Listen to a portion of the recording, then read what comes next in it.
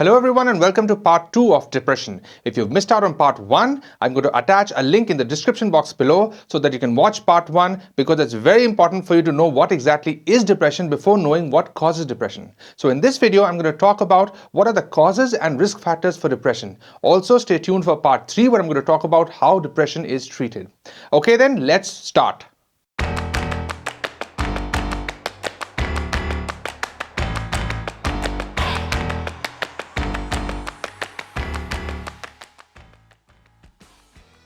There is no single known cause of depression. Rather, it likely results from a combination of genetic, biological, environmental, and psychological factors. So let's look at them one by one.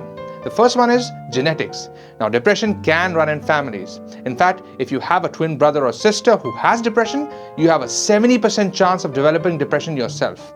Also, if your parent or parents or a sibling has depression, you're 2 to 3 times more likely than the general population to develop depression. However, a lot of people who have depression have absolutely no family history of it. When it comes to the biological causes, certain medications such as barbiturates, benzodiazepines, opioid painkillers, corticosteroids, and specific blood pressure medicines can contribute to depression, as can hypothyroidism, which is an underactive thyroid gland. In addition to this, medical conditions such as obesity, heart disease, and diabetes often contribute to depression as well. Biological factors may or may not be associated with medical conditions or be induced by medications and are certainly associated with depression. Let's look at them one by one. The first one is inflammation. Now, there is a growing body of evidence that suggests that depression is actually caused by inflammation and that this inflammation in the brain in turn worsens and exacerbates depression. Negative thoughts are a source of psychological pain. And like all other signs of injury, even psychological pain mobilizes various immune cells to the brain, and this mobilization causes inflammation. Stress is also known to activate an inflammatory response, and this may be one of the reasons why many depression treatments fail. That's because they do not target inflammation in the brain. Cortisol levels are also consistently raised in depressed patients, and this is a fair indicator of stress. Number 2 is hormonal changes. Under normal circumstances, serotonin inhibits pain, influences the processing of various emotions, and also mediates mental capacities important in social life. But its production and activity are dependent on the body's release of certain hormones in response to stress or threat, such as cortisol. One such consequence of the body's release of cortisol is a lack of serotonin production in the brain. This is thought to be one of the reasons why some people with depression have feelings of guilt and also feelings of self-blame. And that's because serotonin or a lack of it causes a dysfunction in the circuitry that involves the regulation of moral emotions. The neurotransmitter dopamine, which mediates motivation and desire, is one of several brain signaling chemicals to be implicated in depression. It causes 2 of the most prominent symptoms of depression. The first one is anhedonia, which is the inability to experience pleasure in previously pleasurable activities, and also appetite alterations. Studies have also shown that reward-generating centers in the brain that predominantly use dopamine are underactive in depression. Neurons that use depression to relay signals are sensitive to stress, and this affects their activity and productivity. Number 3 is faulty circuitry. Neurotransmitters are just one part of a much larger story of how nerve cells actually function in circuits to communicate with different parts of the brain by relaying messages through these circuits. In fact, some experts define depression as being a nerve circuit disorder with some power failure in the brain's wiring affecting communications between different parts of the brain. The depression circuit is a circuit that is formed by nerve cell connections between the amygdala, which is the emotional part of the brain, and the prefrontal cortex, which is the logical side of the brain. In depression, emotionally laden signals from the amygdala overpower the ability of the prefrontal cortex to modulate these signals and to kind of control them. Number 4 is brain shrinkage.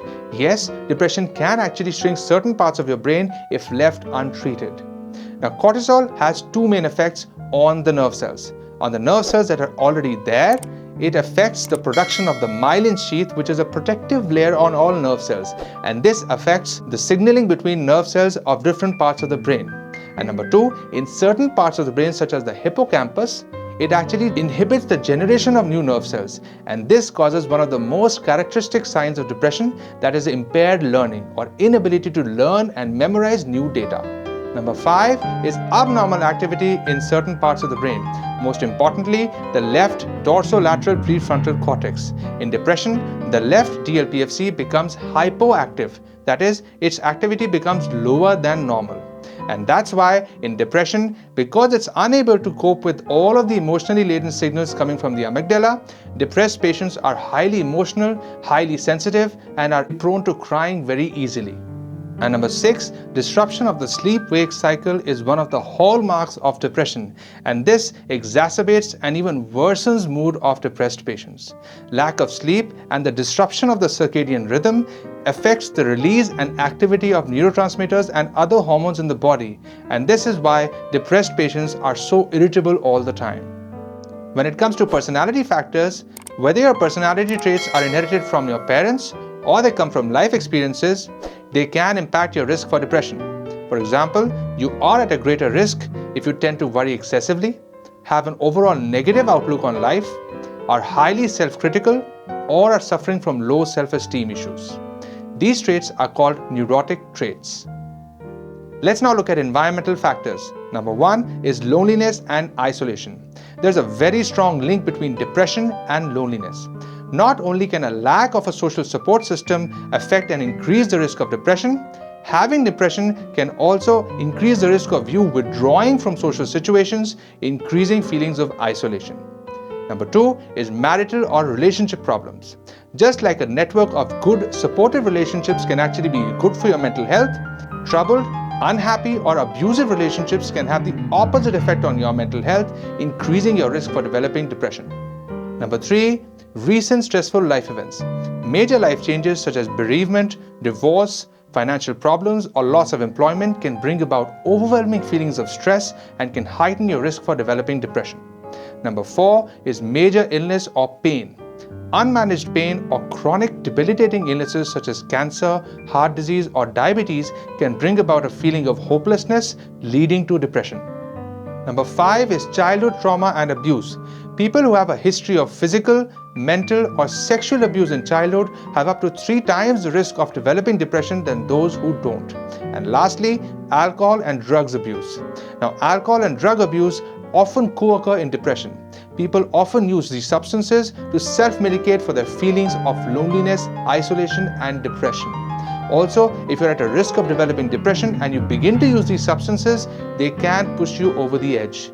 There is also evidence to suggest that people who use opioid painkillers are at a risk of developing depression more than the general population. Okay, so this brings me to the end of part 2 of depression. Thank you for watching this video till the end. Stay tuned for part 3 where I discuss the treatment strategies for depression. Have a great day ahead.